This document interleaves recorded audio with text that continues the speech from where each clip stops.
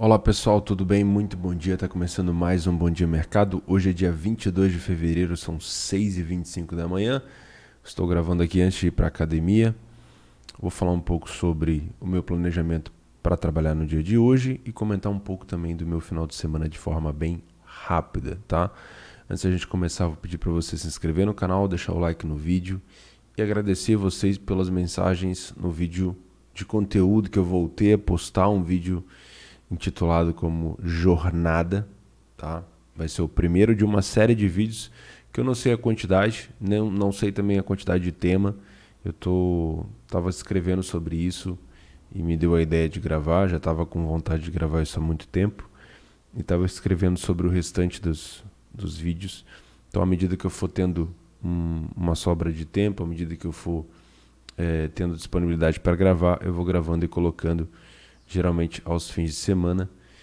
E espero poder contar com vocês para compartilhar isso com os iniciantes que estão de fato chegando ou que querem entrar na nossa profissão, ou as pessoas curiosas da sua família, por exemplo, que gostariam de saber o que você possivelmente vai fazer, ou um amigo que está entrando na área, enfim. Acho que é um conteúdo que vai ser bem relevante para as pessoas que estão começando, principalmente para ver antes de começar, beleza? Assim a gente já coloca ali um pouco de realidade na mente de cada pessoa. Show? Então, se eu gaguejar alguma coisa assim, é porque, cara, tá cedo pra caramba, ainda não consegui tomar café, mas vamos lá. Fim de semana foi fraco pra mim. Aliás, o mês de fevereiro, como vocês sabem, tem sido um mês fraco pra mim. Eu estou positivo, não vou reclamar do meu lucro, tá? Mas é um positivo bem abaixo comparado aos últimos 6, 7 meses. Realmente vinha numa sequência, graças a Deus, muito boa. E o mês de fevereiro, por conta de eu estar trabalhando menos, eu estou tendo menos oportunidade, obviamente, né? Principalmente, por exemplo, vou citar um método que no mês de janeiro ele estava extremamente lucrativo e agora ele está praticamente no 0 a 0, que é o back favorito no primeiro tempo. Em janeiro eu trabalhei de fato 12 vezes no back favorito no primeiro tempo e em fevereiro eu só encontrei 2 oportunidades para trabalhar esse método, né? O over limit em janeiro eu trabalhei 35 vezes dentro de over limit. Em fevereiro eu trabalhei 10. Over à frente, 15 em janeiro, 5 em fevereiro, né? Longa exposição, 32 também, que é uma que eu estou testando. 32 em janeiro, 8 somente no mês de fevereiro. Então, obviamente, eu tenho encontrado menos oportunidades porque eu tenho feito menos jogos. Situações de alavancagem, por exemplo, algum time pegar alguma virada, alguma coisa assim, eu tenho encontrado muito pouco, porque obviamente, como eu estou fazendo menos jogos, é mais difícil de encontrar essas oportunidades.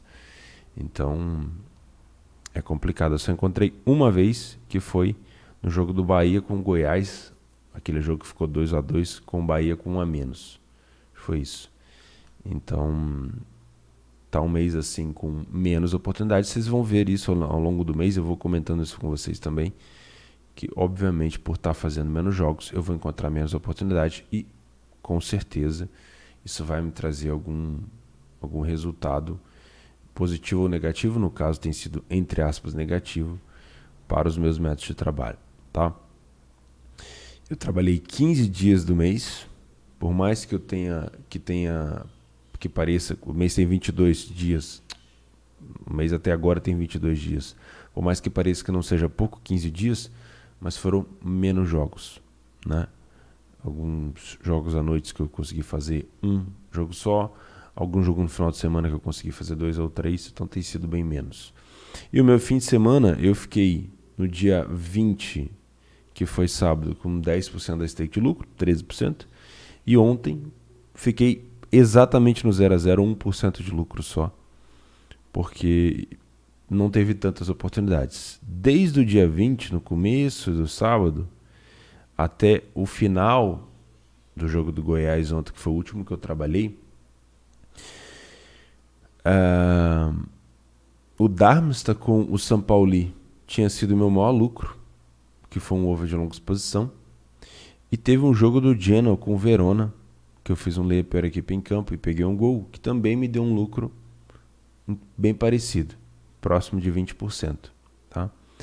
E o meu maior prejuízo foi 10% no mercado de gols. Né? Não tive nenhum prejuízo no match odds, mas também não tive nenhum lucro excepcional. Sempre esse lucro, somente esse lucro do Darmstadt com o São Paulo e esse lucro aqui do Genoa com o Verona. Tive um over limite que entrou, que foi do Augsburg com o Leverkusen, entrou no último lance do jogo, mas nada além. Então um mês bem fraco.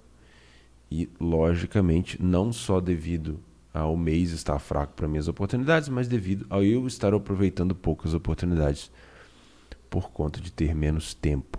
Tá? Eu estou vivenciando essa nova experiência. Então vamos deixar de delongas. Eu não coloquei na tela as coisas aqui porque eu não tinha separado, não tinha tapado o resultado, essas coisas assim. Mas vamos falar um pouco do dia de hoje. Vou começar falando, obviamente, do Campeonato Português, porque, para quem me conhece, sabe que eu vou elogiar o time do Marítimo na ilha contra os grandes. É isso que eu não posso deixar de fazer, porque é o que eu tenho de experiência, né? É o que eu já vi acontecer. Porém, entretanto, todavia, o Marítimo, ele é um time que está numa fase bem ruim, né? Se você pegar os últimos jogos do Marítimo aqui, eu vou abrir aqui para vocês. A última vitória do Marítimo foi contra o Gil Vicente, fora de casa. Tá? E a única vitória expressiva do Marítimo tinha sido eliminar o Sport, que estava bem reserva da Taça de Portugal, em casa. Depois ele acabou saindo para o Estoril. Né? Então, a fase do Marítimo não está tão boa assim. Outra coisa que é bom salientar é que, mesmo elogiando o Marítimo na ilha, ele é um dos piores mandantes da competição. Né? Só que o que eu estou trazendo aqui para vocês é histórico de confronto do Marítimo contra os grandes na ilha. Porque sempre foram jogos que eu costumava trabalhar mais. Então, o jogo do Benfica, o jogo do Sport, o jogo do Braga, o jogo do Porto, quando iam à ilha jogar com o Marítimo, era muito difícil. Inclusive, já vi várias vezes o Marítimo ganhando desses times. Então, eu sempre tenho essa percepção. Se isso mudou ou não, vamos ver hoje. Né? Realmente, contra o Sport, não teve assim, no jogo de fato, não teve assim tanta dificuldade. O Marítimo estava chovendo muito nesses últimos dias. Eu não sei como é que está o clima lá agora. Os portugueses vão ajudar a gente aí, os amigos portugueses, mas uma cotação de 1,30 para o Porto. Não tem outra coisa para se fazer nesse jogo, a não ser buscar uma leitura para trabalhar num back favorito ao Porto no primeiro tempo. Se essa leitura não vier, simplesmente ignorar, porque existem outros mercados mais exóticos para você explorar, mas não sei se cabe por conta da leitura. Do que eu estou vendo aqui nos últimos jogos, são 5 derrotas seguidas do Marítimo e 3 jogos sem vencer pelo lado do Porto. Tá? E se não houver leitura para saber que Porto, eu vou ficar de fora. Greuther Fürth e Kiel. Jogo parelho, jogo disputado, jogo muito pegado da Bundes 2. O Kiel um pouquinho à frente na pontuação. Já tinha aberto vantagem o Greuther Fürth, o Kiel tirou essa vantagem. Né? A disputa ali em cima dos 4 primeiros está muito acirrada. O Hamburgo perdeu ontem para o Lanterna Wolfsburger, deu novamente esperança para o Wolfsburger. O Bochum tinha perdido também o seu jogo, não me lembro para qual adversário, mas perdeu também o seu jogo. E o Kiel tem esse jogo da 22ª jornada, para poder passar à frente e assumir a liderança do campeonato. Tá? Então é muito bom ficar de olho nisso. O Kiel, a necessidade do Kiel aqui de vitória seria para assumir a liderança do campeonato. Mas vamos sempre lembrar que os critérios de desempate na Bundesliga são diferença de gols e depois gols marcados. Então, sempre que a gente for trabalhar um jogo de Bundesliga, a gente tem que levar em consideração que os times vão buscar, sim, não só a vitória, mas fazer gols. Tá? O time do Greuther Fürth, ele deu uma oscilada, ele vinha muito, muito bem, começou a oscilar, mas segue sendo um time bastante coerente. O time do Kiel talvez seja um dos times mais certinhos da competição, né? Não tem o melhor ataque, mas é um ataque bom. Não tem a melhor defesa, ou tem? Tem a melhor defesa. Tem a melhor defesa. Foi a que menos sofreu gol. Mas não é especial, não tem uma característica muito forte, por exemplo, em bola aérea. Não é um time extremamente perigoso no contra-ataque. Não é um time que se destaca tanto assim em características que eu gosto da Bundesliga, que é bola aérea, contra-ataque, time que vira muito jogo, não costuma ser isso. Mas é um time muito correto, muito coerente. Então, é um time que passa um pouco mais de segurança quando você busca trabalhar, por exemplo, no match odds, que é a primeira coisa que eu venho buscar, porque é um jogo muito parelho. Então, quando a gente tem um jogo muito parelho com cotações bem parecidas, qualquer time que apresentar uma pequena superioridade já vai fazer com que o outro dê uma corrigida. Tá? Então, inicialmente, o que eu venho tentar buscar aqui é uma possível corrigida, por exemplo, se o Kiel começar muito bem, do Greuther Fürth. Tá? Aí a gente tem que contar com um jogo de um time só. Dentro de um jogo parelho, a gente tem que contar com um time só jogando com uma superioridade clara, para que todo o mercado consiga entender. Se eu tenho um jogo muito parelho, com situações de perigo para os dois lados, obviamente eu não vou conseguir trabalhar o match odds, principalmente na Bundes 2. Tá? O Greuther Fürth, ele também não vem numa fase muito ruim em relação à vitória. Vinha de 3 vitórias seguidas e empatou uma. Tá voltando ao que era, pelo visto. Né? É um jogo muito pegado. Muito difícil de fazer alguma coisa. É o segundo melhor ataque da competição. Passou o Bochum. Né? Não tem uma defesa tão ruim também, não. Enfim, em casa, não é um excelente mandante. Está em 9º só como mandante. E o Kiel é o melhor visitante da competição. São 10 jogos, 6 vitórias e 4 empates, nenhuma derrota. Você leva isso em consideração? Então fica aí a informação para você. Para mim, inicialmente, considerando que é um jogo de Bundesliga, é um jogo para ler para a equipe em campo. Considerando que é um jogo de Bundesliga, é um jogo para ter atenção, porque as defesas falham bastante, a gente tem muito espaço para contra, geralmente. E se não for um jogo de um time só, aí eu vou ficar de fora do mercado de match odds e explorar alguma coisa a favor dos gols. Tá bom? Juventus e Crotone às 16h45. A Juventus segue pressionada depois de perder para o Porto na Champions. O próximo jogo da Juventus da Champions é só no dia 9, então ainda tem mais 3 jogos de liga. Não dá para considerar aqui que a Juventus vai poupar contra o Crotone para poder jogar um jogo de Champions daqui a 3, 4 dias. Daqui a quase... Não chega a dar 15 dias, né? Enfim, há bastante tempo. Então não faz sentido, sendo que tem 3 jogos da Série A ainda pela frente. A Juventus não deve poupar contra o Crotone e nem deveria, né? Aqui é aquele tipo de jogo de checkpoint. A Juventus tem que somar ponto contra essa equipe, porque a Inter venceu o Milan ontem e abriu 53 pontos, né? Com 23 jogos. A Juventus ainda tem 2 rodadas para trás, né? Então, contra o Crotone deve, por obrigação, ter que vencer. Porém, a cotação da Juventus é 1,15.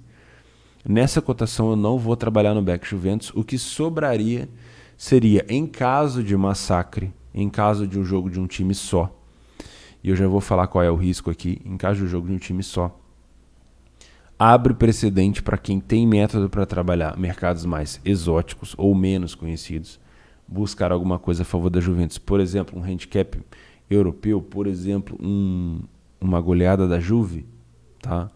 Mas qual que é o maior perigo aqui? O Crotone é muito bom de bola aérea e o Crotone não é ruim de contra-ataque. O Crotone é um time que vai jogar por uma bola, né? E a Juventus costuma dormir em campo, em algumas situações, tá? Então, óbvio, se entrar massacrando, abre o precedente aí para quem tem método, não é para você ficar se jogando em goleada de Juventus só porque os outros estão entrando, não. Ah, o cara do Discord falou que vai entrar, eu vou entrar também. Poupa seu dinheiro, cuida do seu dinheiro que ninguém vai cuidar para você não, tá? Então, eu não tô afim de fazer nada nesse jogo. É bem provável que a Juventus engane bastante, né? Entre sonolenta, mas se entrar com muita vontade, uma goleada ou um handicap europeu pode ser interessante para quem tem método, tá? Osasuna e Sevilha, aqui a gente tem um jogo de favorito fora de casa. O Sevilha, ele é em uma fase muito boa. Tá com 2 jogos a menos do que o Real, tá com 1 jogo a menos do que o Barcelona e o Atlético de Madrid. Pode passar o Barcelona na tabela de classificação, assumir a 3ª posição contra um Osasuna que não é tudo isso, mas também que não é ruim, né? O Osasuna como mandante está em 14º, eu não tenho acompanhado tanto a La Liga. O Sevilha é o 5º melhor visitante. Por uma cotação, olhando só a cotação, tá? Porque realmente eu não tenho acompanhado a La Liga. Olhando só a cotação, o que o Sevilha precisa para pelo menos manter essa cotação de 2, que é bem próximo de 2, é simplesmente manter a posse e não dar contra-ataque para o Osasuna. O mercado ele não vai exigir do Sevilha com uma odd de 2 muito ataque, muita finalização. Basta que o Sevilha faça a manutenção da bola e não tome contra-ataque, o Sevilha vai ter essa odd estabilizada. Isso é bom? Não. Para a gente que está buscando um back, seria mais interessante ainda se o Sevilha tivesse numa sequência de ataque, com recuperação de segunda bola. Então não é porque o Sevilha tem a bola e o Osasuna não contra-ataque e a odd está travada que eu vou estar back Sevilha, no meu método. E eu vou esperar, logicamente, um sinal de confirmação de uma superioridade de fato do Sevilha. Então, se eu tenho o Sevilha recuperando segunda bola, primeiro tá no campo ofensivo do Osasuna, né? Tá no campo ofensivo, tá no campo defensivo do Osasuna, tá no campo ofensivo do Sevilha, tá com as linhas mais próximas, altas, que é um risco se estiver dando contra-ataque. Se não tiver, não é um risco assim. Tá finalizando no gol e, logicamente, está recuperando a segunda bola. Isso sim é importante. De resto, como eu não tenho trabalhado a La Liga, não tenho muito comentário assim para fazer. Estou só comentando a odd do Sevilha mesmo. Tá? No Brasileirão, nós temos um jogo do Palmeiras contra o Atlético Goianiense, que não tem importância nenhuma. É um jogo que eu vou descartar novamente, assim como os últimos 2 jogos do Palmeiras, né, que foi uma derrota para o Curitiba e um empate contra o São Paulo. E um jogo que vale muito para o São Paulo é o jogo contra o Botafogo, que vai acontecer hoje no Rio às 20 horas. O São Paulo precisa vencer, já que o Fluminense não venceu o Santos. O São Paulo pode garantir a sua vaga direta para a Libertadores, vencendo a equipe do Botafogo. Tá? Eu acho que até se empatar não está salvo. Se vencer direto o Botafogo, tem a vaga direta na Libertadores da América dentro do G4. Tá? Então, como esse é um jogo de um time já rebaixado, pior time do campeonato, contra um time que ainda tem interesse, obviamente o mercado está pesando muito a cotação do São Paulo, provavelmente a 1,50. É muito difícil ler ler o jogo de um time rebaixado, né? Porque o Botafogo foi rebaixado com, com 4, 5 rodadas de antecedência. Então é normal o desânimo, é normal a desmotivação dos jogadores, é normal a rixa em alguma parte ali do elenco, com a diretoria. É normal o jogador não saber se vai continuar no projeto para o próximo ano. O Botafogo deve fazer uma reformulação muito grande. Já trocou treinador, mas o treinador nem deve estar olhando de fato para esse grupo. Então, assim, é muito difícil traçar alguma coisa a favor do Botafogo aqui, porque, de fato, acho que nenhuma pessoa do elenco aqui sabe se vai continuar ou não, tirando aquele jovem atacante do Botafogo. Então, é difícil, né? Traçar alguma coisa, pensar que o Botafogo tem algum tipo de motivação. Eu não vejo. Né? Então, se o São Paulo fizer um pouquinho mais do que o necessário, ele deve vencer o jogo contra o Botafogo, porque o Botafogo não briga por mais nada. Ele é um time, geralmente, uma característica do Botafogo que eu tenho que elogiar. O Botafogo, mesmo tendo perdido esses últimos jogos, ele não deixou de atacar.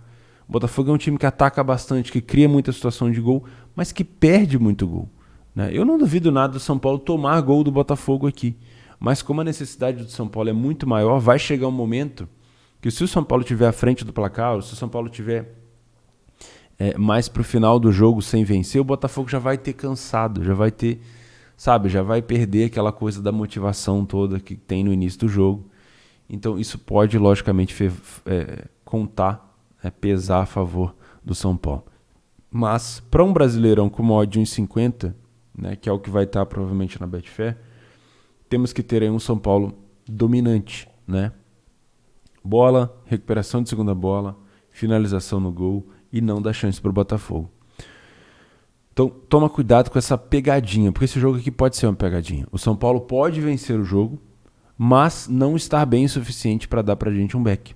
E isso é uma coisa comum de se acontecer, e as pessoas às vezes vão muito mais no peso da camisa ou na necessidade de vitória para fazer um back. Né? Então, eu não caio nessa. Quando eu faço um back, principalmente no Brasileiro, e no primeiro jogo, no jogo de ida, eu consegui pegar um back São Paulo contra o Botafogo. Houve leitura. Então vamos ver se vai ter leitura para trabalhar um back São Paulo no jogo da volta. A necessidade é do São Paulo. Tá? A necessidade fica para quem faz o pré-live. Conta aí na hora de montar a sua linha, se isso importa para você ou não. Para mim, que trabalho ao vivo, eu vou ver se isso vai se confirmar dentro de campo. Tá? Pode ser uma pegadinha. O São Paulo pode sair vencedor sem ter dado leitura de back. Né? E eu não acho muito difícil o Botafogo meter um gol no São Paulo, não, porque o Botafogo geralmente ele corre atrás, ele cria oportunidade, mas realmente por conta da qualidade perde muito gol. Então, toma cuidado aqui, mas lembre-se que o Botafogo já não briga por mais nada e a questão emocional é muito forte. Tá bom? Destaques do dia de hoje, obviamente, tomar um pouco de cuidado com o Marítimo na ilha. Jogo parelho do Grotefurt com o Kiel, mas que pode ser uma pegadinha para trabalhar um match odds. As defesas da Bundes 2 falham muito. A Juventus deve vencer o Crotone, mas o Crotone vai jogar por uma bola e pode complicar a vida da Juventus. Só que mesmo vencendo, a Juventus não precisa golear o jogo. Então nem todo jogo de odd amassada é jogo de goleada. Tá? E o Sevilha precisa fazer um pouco mais também do que só manter a bola para que eu entre a favor dele contra o Sassuolo. O jogo do Palmeiras eu vou evitar e o jogo do São Paulo eu também preciso de leitura de jogo. Beleza, pessoal? Eu fico por aqui. Uma excelente segunda-feira para vocês. Vou deixar o vídeo aqui da jornada do lado direito aqui do vídeo e vocês vão repassando isso para os iniciantes que vocês conhecem. Um grande abraço, uma excelente segunda e a gente se vê amanhã.